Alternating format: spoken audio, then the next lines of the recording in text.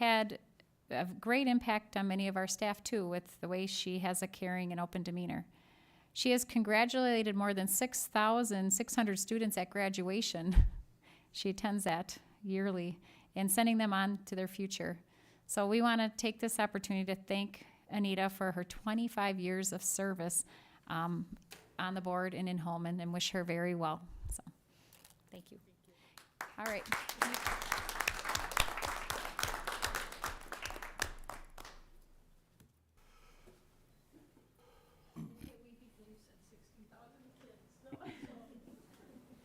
This is also a certificate of commendation from WASB for your years of service. And this is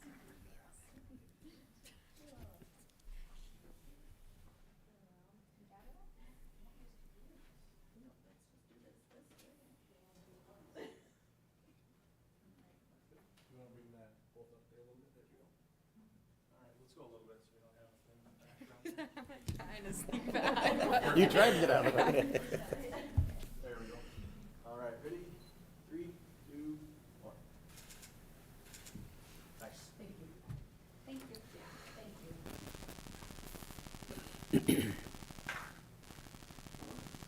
Thank you. Okay, and that shall conclude our recognition and thank yous for tonight. Thank you, Dr. Mueller. Certainly other board members can share their thoughts and congratulations during their comments later. So thank you. Moving up to reports and on to reports and discussion, employee benefit insurance renewal, Julie Holmen. This is not a consent agenda item, just for information at this time.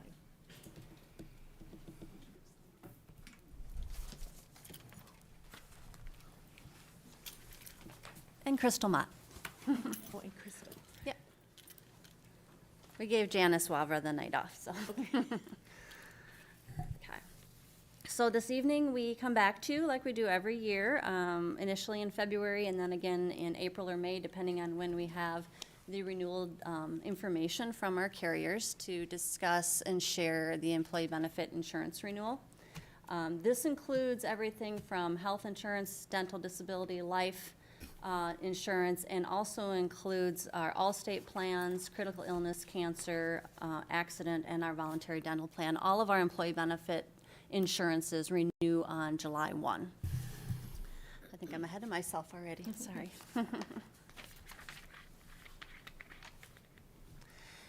So we got our initial renewal from the underwriter for our health insurance. We're going to focus on health and dental primarily this evening because those are the health is the biggest dollar amount and the biggest impact to both the employer and to the employee.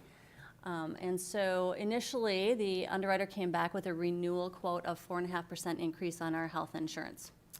And we were able to negotiate with Janice's help. So those of you that don't know, Janice Wavra is our broker at the insurance center that helps and consult this information for us. And so she's a broker, not the carrier itself, but the carrier came back at 4.5%, and we were able to get a 2% negotiated agreement on the renewal for health insurance.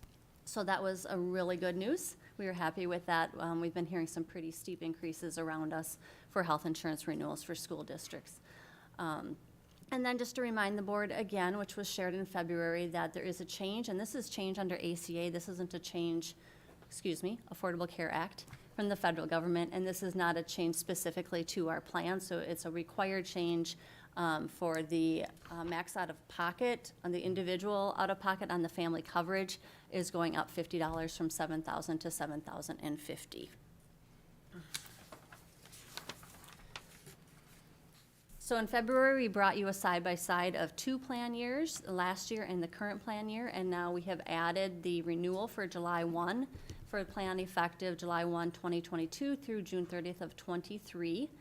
And the plan design itself is relatively the same. You see the red there, that's just the note for the increase that I just talked about under the ACA for the max out-of-pocket for an individual on the family coverage. And then if you go all the way to the bottom, you can see the change in the total monthly premium with that 2% increase. So a single plan going from $738 to $752, and a family premium going from $1,668 to $1,702. That is total monthly premium. It is not specific to employer or employee. Our distribution in Holmen remains at 85% employer and 15% employee for those fully eligible for single and family.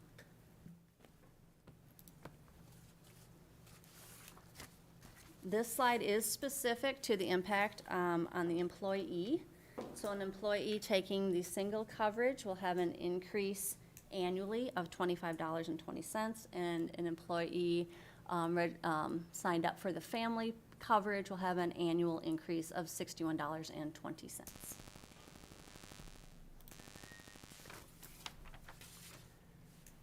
This is employer impact on health insurance premium changes, and each year we gave you a little bit more information, not just the premium change, but also some estimates for our alternative benefit plan, our HSA, and our health or wellness health risk assessment. So the alternative benefit plan is the cash in lieu of insurance option that employees have that are eligible to be on the group health plan. And there's an estimated 1% increase in growth of that participation. The health insurance premium plan is the second column of numbers with an increase of about $86,000. The health plan HSA benefit, again, a modest 1% increase in eligibility and full participation in receiving that benefit, which we'll talk a little bit more about, I think, further on the on health insurance or HSA plan, with an estimated subtotal there impact of almost $102,000 year on year. And then we've had some different health risk assessment costs the last couple of years with the pandemic. We did not do the Helix for 2 years, and so the cost for the current, we call it Wellable, participation is less than the previous cost. And so that column has been kind of going downward trend in regards to the cost for the wellness change. So you see a decrease there of $5,000 with a combined estimated total impact to employer of just under 100,000, 97,000. So. All right, now we'll move on to dental. Again, our dental plan is with Delta Dental, and our main plan design will stay the same as it is currently. In the case for dental, we initially received an 8% quote. However, we're able to successfully negotiate that to a 4% increase.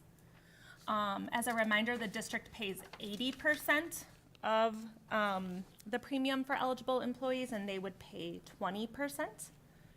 And also want to note that we do offer a voluntary plan on dental. It's the same plan design as those eligible on the district's plan, but those individuals do pay 100% of the premium.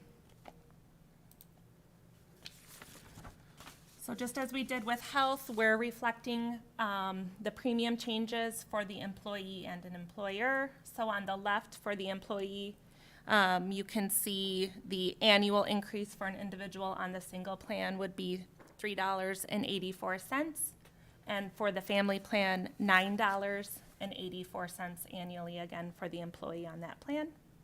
And on the right for the employer, estimating a year-over-year change of about $11,000.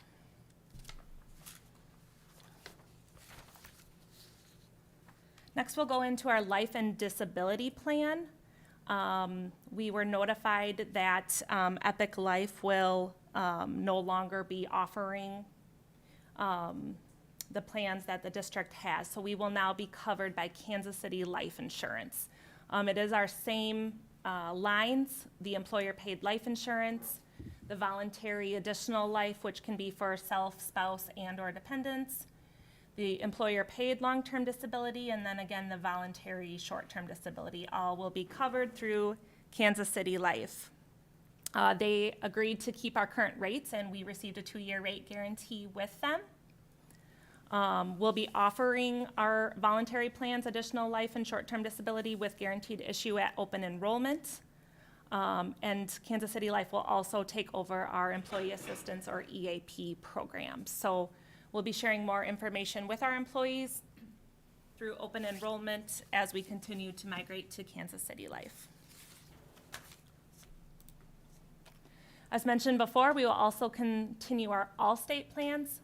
Again, these are voluntary plans, and what is offered to our employees are accident, cancer, and/or critical illness. They can elect any of those. Accident and critical illness are offered at open enrollment with guaranteed issue. The cancer plan will have an evidence of insurability requirement at that time. This slide was shared previously, but just a reminder of the various promotions that we do have with our plans. The teledoc, scheduling online, telehealth with the primary care provider, continuing our HSA so our employees understand the benefits of that being a part of the health plan. Our agreements with the Neighborhood Family Clinic and Community Care Clinic, prescription savings through GoodRx. Again, our EAP will transition to Kansas City Life, so we'll be sharing that as soon as we have that information.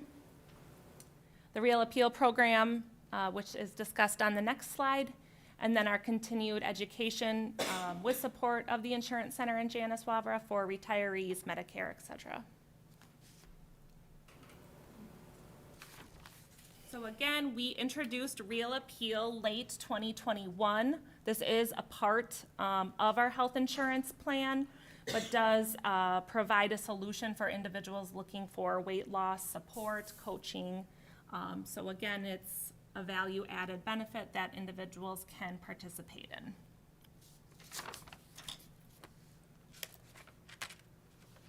And then just as Julie mentioned, no board action is required for this, so just offering it for your information.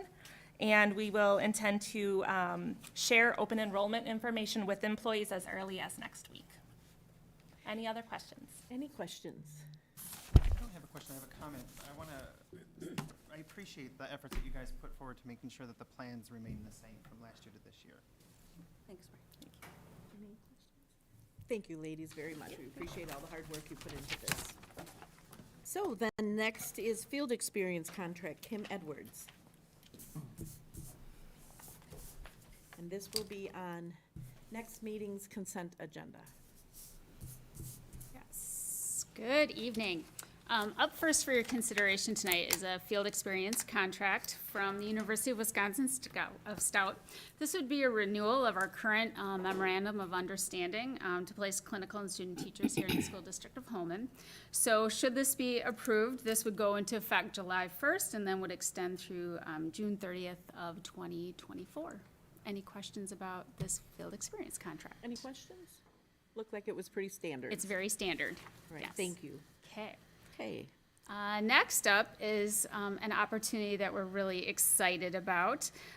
We would like to offer an embedded or an in-house 1316 reading teacher licensure program that would be offered in partnership with Viterbo University.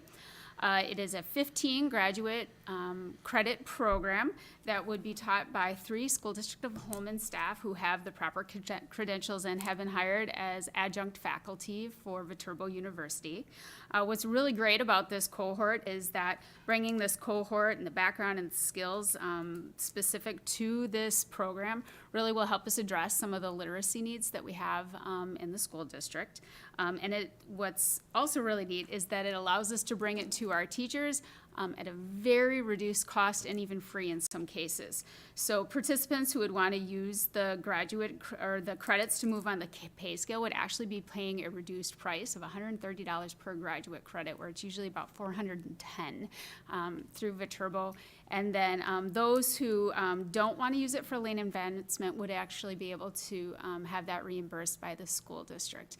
We're able to do this because then we would pay the fees for our faculty to actually teach the classes. So at the end of our 15 graduate credit program, these teachers would actually also get a 1316 reading teacher license for the state of Wisconsin. So any questions about this program? any questions? I'm curious, Kim, are we thinking like a cohort would start in the fall? It would actually start this summer, and then it would be 2 classes this summer, 2 in the fall, and then the practicum would be in the spring. So we're kind of limited in terms of when we can offer the practicum because of the requirements of it, so the timing of it's kind of tight. Amazing opportunity, thank you. I know, I'm really excited about it. Okay, awesome. Thank you All right, so much. Thank you. And then CESA 4 contracted services, Dr. Mueller. And this item also will be on the next agenda, consent agenda. Yeah, this is, comes to you annually, each year at this time.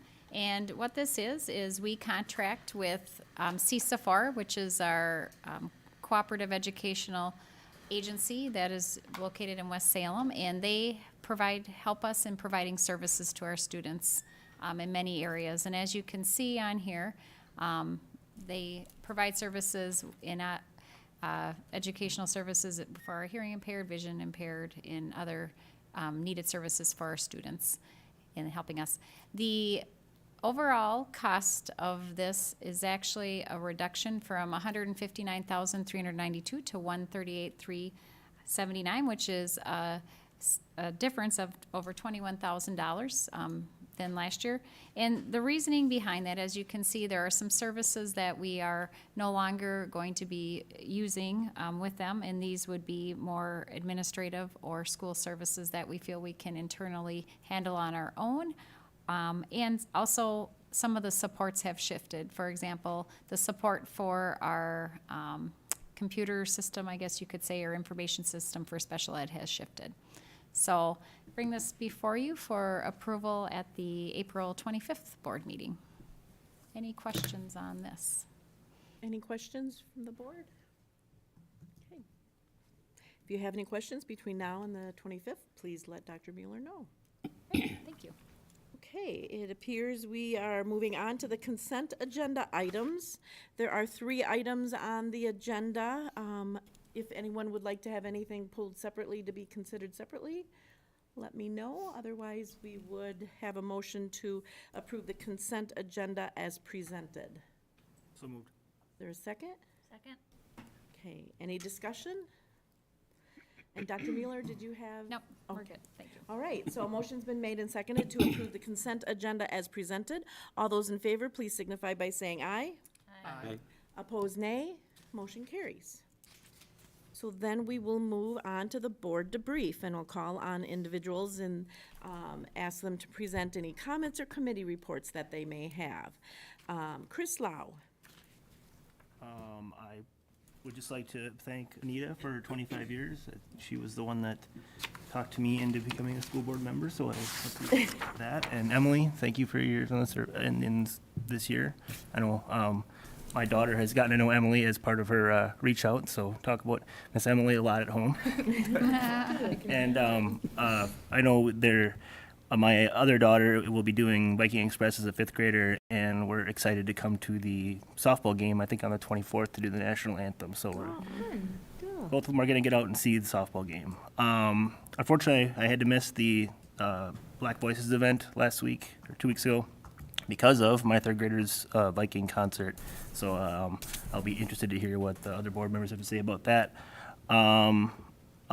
Project Live had their fundraiser this last weekend. It was great. I took the family up there. It was a really good time. Got my oldest daughter hooked on bingo, and it was just a lot of fun. A lot of people out, really good community support. I'm sure they raised quite a bit of money for that program. Piggybacking off of that, the Viking PTO fundraiser is going to have bingo again on April 21st, so we'll probably be back at that.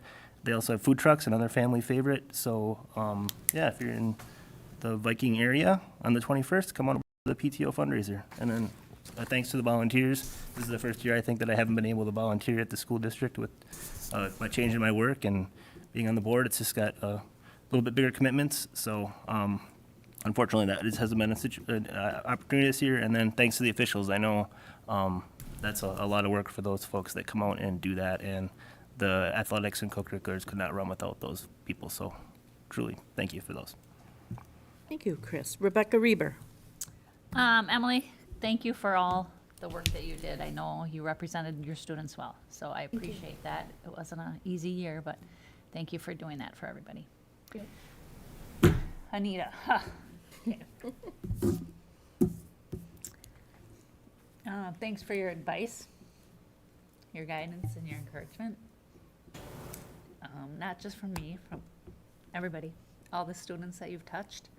Anita is a true leader, representative of the board, and she truly is here for the kids.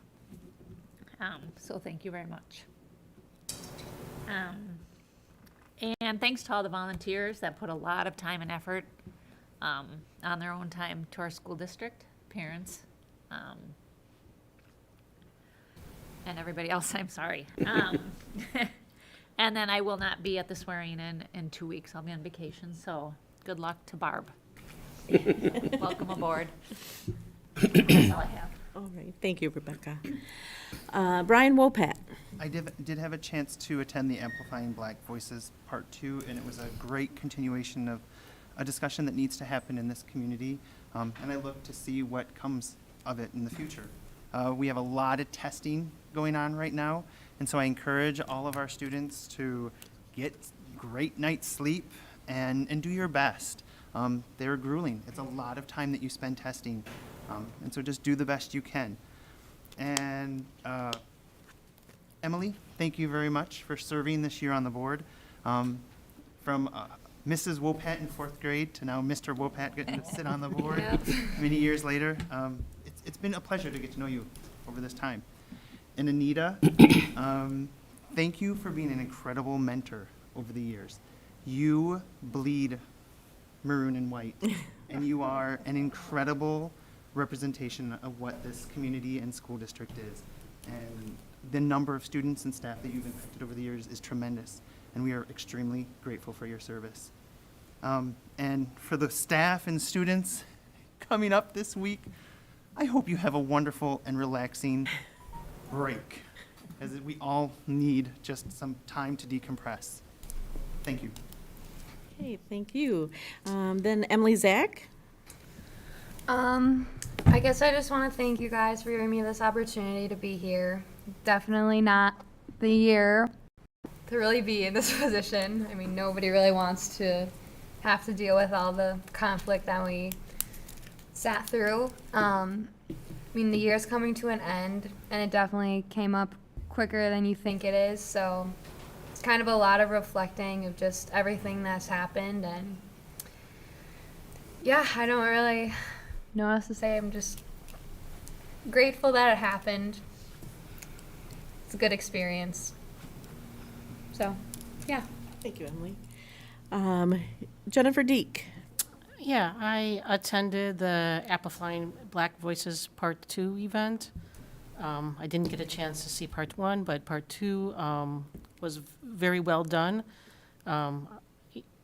You know, I walked away listening to people's stories, definitely learning new things every time. And the student that was in my group did a phenomenal job, and I see that there's a lot of work we still need to do in our schools. So I'm hoping to continue the conversation with that. Emily, thank you for your service as a student rep on the board, and I wish you the best with your future endeavors. It's been a pleasure serving here with you. And Anita, it's been an absolute pleasure serving with you on the board this last year. Your service to the district's incredible, and I have learned so much from you. So hope we stay in touch. Thanks. Thank you. Then Gary Dunlap. Yeah, I'd like to thank Emily for teaching me a few things sitting down here next to the table. She spoke her mind. She stood up tall and said what was on her mind and said what she thought was the right thing to say, and she should be proud of herself for doing that. And I respect her a lot for that, and she honestly gave me lots of things to think about in the next year or so. There's lots of things together we have to come together on, and I appreciate that. So good luck. And Anita, I'm really glad you listened to all my mentorship and all the advice I gave you over the years. I'm the kind of a moderate conservative, and if the people who thought that the board got along all the time should have been around a few years ago when Anita and I used to go nose to nose. And we really had some knockdown dragouts for some of those meetings. But after the meetings, she'd always give me a piece of candy, and we'd mend our ways, and we're going to be friends the rest of our life. But we didn't see eye to eye, but when it was over with, you know. And we made our decisions and did the best thing for the kids and moved on. So I respect her for that. I still have candy for you, too. All right, good, thank you. Okay, thank you, Gary. Mm-hmm.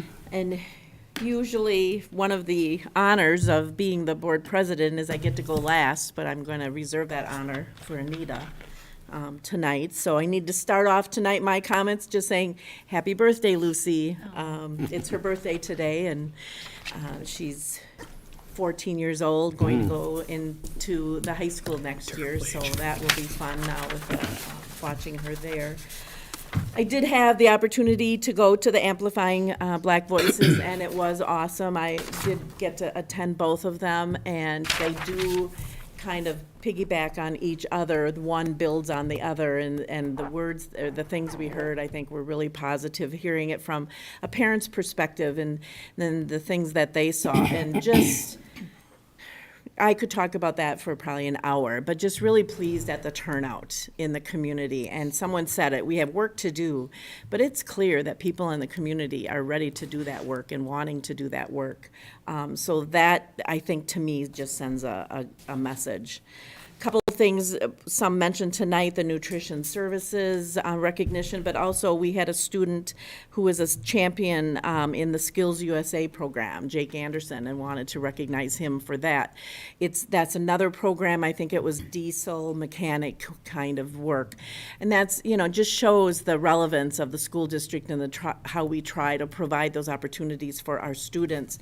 And we don't put them in a box and say, oh, they're all going to go on to four-year school after.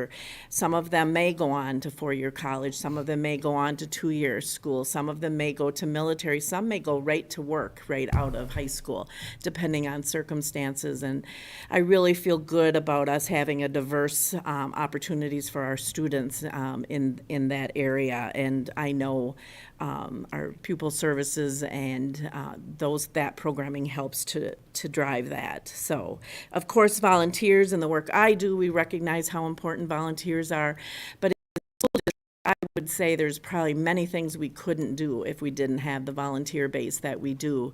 And I believe, make sure that we have skilled volunteers that meet the right criteria, but there's also times where we just need someone's presence, and we do as a school district. I'm proud of the safeguards that we do when we have those kind of activities as well, because the safety and security of our students is what's really important. I also want to thank Emily for her service this past year. As people have mentioned, it was kind of a unique year and difficult, and while we may disagree on issues, I did appreciate your willingness to speak up and share your opinion, and so that's really important. And well wishes to you and your future endeavors as well. And then turning to Anita, who, I don't know if people understand that she came to the school board as a disgruntled parent. She came to a school board meeting to complain. She came along with her husband, Gary, to complain about a decision that the school district had made and the direction we were going. And she turned that around, though, and I remember her reaching out to me and asking a follow-up question. And so I answered the question, and Dr. Fred Frick was our district administrator at the time, and I know he worked with the parents and helped them to understand the decisions and why they were made, and I believe maybe even reconsidered some of them. They did. They did. However, I always was in awe of her willingness to have an open mind and recognize that sometimes you just didn't always understand everything or why things were being done the way they were. And so to try to make those changes, but to also listen. And I think that's really key about what she does. I always think that she's the voice behind me oftentimes. Cheryl, we got to do this. Cheryl, we can't let this happen. There are things that she will send me a text or call me on the phone, and when she hears concerns in the community, and so then we go through the process of looking at that. But the civil servant that she's been these last 25 years, she has mentored me in a number of ways. And I think, we kind of had that back and forth to support, because it was just 1 year after I got on the board that she came on the board.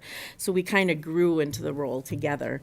So she's like a sister from a different mister. I just, she's a close friend, but all by herself, she has excelled in a variety of ways. And I know that through the School Board Association, she was there every year to the convention and accomplished all the levels that they do for recognition levels, that top 5. They say very, very few school board members reach that level, and Anita did reach that level. And I want to commend you and thank you, most importantly, for your service and for your friendship. So with that, I will turn it over to Anita Jagosinski. Thank you. Emily, I wanted to thank you for your work on the board in the last year. It hasn't been an easy year for anybody, but with all our voices kind of being put together, you were a good piece of that input. So thank you, and I wish you well in the future, whatever you decide to do. And I will come and watch you play softball this spring if I know when the games are, I guess. That's one thing I'm really not good at. After our kids graduated, I'm not good at keeping up with the sports, but I need to get better at it. So, and then also the Project Live fundraiser, I went to that on Saturday for a little while, and holy cow, it was packed. I ended up leaving sooner than I wanted to because I wanted to play bingo, and I could only wave to Barb and her husband with their bingo cards. There was no room in that room, so I hope they did really well, and I hope they raised a lot of funds for that. I try to go every time we have it, and it's always been a good time for everyone. And you know me, I'm not good at speaking off the cuff. That's why I don't say a lot during meetings, because I'm a thinker. I have to let things marinate for a little bit, so I had to write up something to say. I can't just make comments. So bear with me, this will take about 2 minutes. So I wanted to thank everybody for coming and say that I appreciate the confidence that the public has had in me for the last 24 years. And like Cheryl said, as a young mom and a new board member in '97, I thought I had everything figured out. I ran for a seat because I was upset at decisions the district had made. I even threatened to go to the superintendent's house with the whole neighborhood of parents, and I remember one of you guys saying, don't do that, that's not a good idea. So when I got elected to the board, I figured I was gonna fix what was wrong with our district. How naive I was.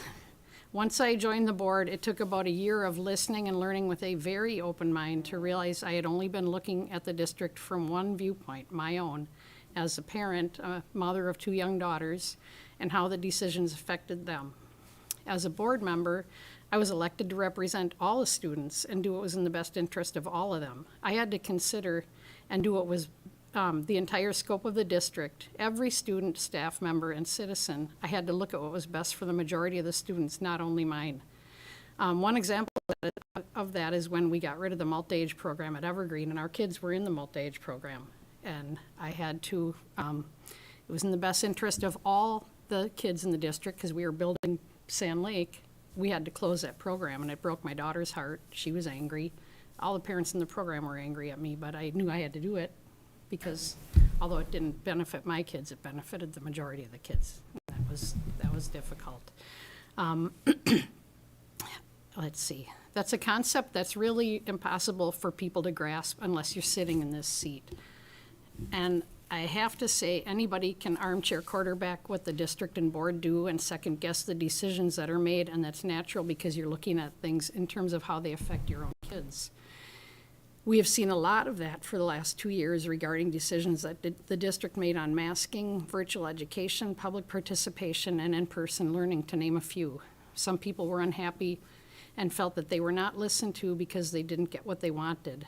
As a board, we did listen, and we did what we knew to be the best for the majority.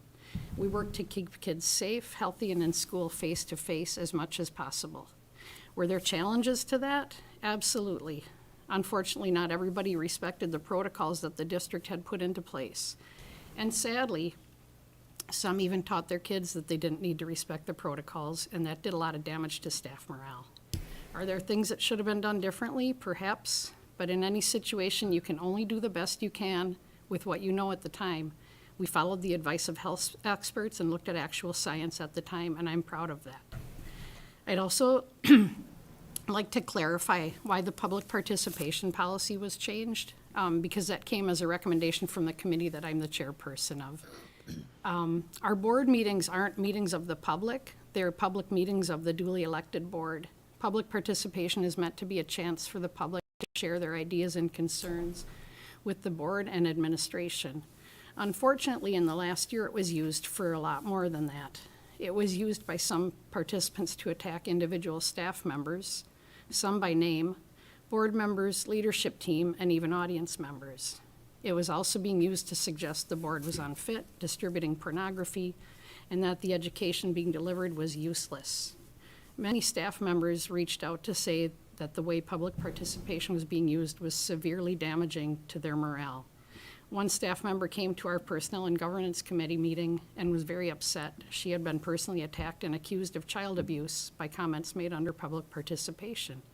The change to the policy was made as a result of these issues. Our updated policy is consistent with what other boards in the area do, and stakeholders can still email or call board members with concerns that they have. I hope that the motivation of the current board and any future members is to provide the best public education possible for our kids. We're members of a public board, not the voucher board, virtual board, homeschool board, the public school board.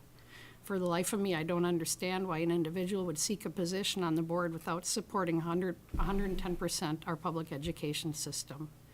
Advocating for public ed isn't always popular, and standing up for what's right isn't always popular. But I know that I did these things, usually not real gracefully, but I did them with my heart in the right place. And last, I'd like to say, always remember that your child's teachers and educators have dedicated their lives to public education to your children. Support educators every way you can. Trust them, trust their judgment, respect them, and teach your children to respect them. Stop treating them as if they are anything but professionals who love your kids. Let them do the job they are highly trained to do. Be thankful for them and let them know you are thankful. They have educated the vast majority of the kids residing in this district, no matter what their background is. They spend a lot of money out of their pockets to help fund their classrooms. They keep food on hand for when kids are hungry, and there are a lot of them, and they find clothes for kids who need a warm jacket or pants that aren't too short. They do wonderful things every day that the public never hears about, because one thing that public educators are not good at is tooting their own horn. So be grateful for them. These are the same individuals who stand tall in the face of every unkind word said or email sent to them, and they continue to put students ahead of everything. They deserve our respect and admiration. Support them in our public schools. Undermining public ed is something we should all be fighting against. I am so grateful for the friendships I've made with so many of our outstanding staff over the last 25 years. One of them is sitting out there. Her son's now in medical school, and I met her when she was subbing, and he was in a car seat. So these are some of the best people I know, and I am thankful from the bottom of my heart that they're a part of my life. My future plans include plenty of time spent with my husband, who's next to her, and our granddaughter and 2 future grandsons, one coming in May, one coming in July. I wish the best for the board. Make decisions that let you go to sleep at night with a clear conscience, knowing what you did was in the best interest of the kids. And that's it.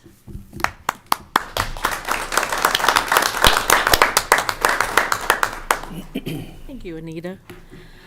I would just note that you received the committee reports of the Finance Committee. We have a board meeting coming up on the 25th, May 9th. Wow. The 23rd is a regular board meeting, and then senior recognition night is the 25th, and graduation is the 28th. So those are dates coming up. June 3rd is the last day of school for everybody but seniors. Seniors get out at like a week before, so they're always happy with that. So, and then the next item is the school board elections.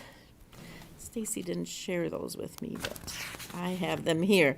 So, Rebecca Reber and Barb Wench were elected successful candidates for the school board election. Josh Newman had 2,245 votes. Rebecca Reber had 2,484. Barb Wench had 2,470. And Chad Updike had 2,202 votes. So that was the outcome of the election.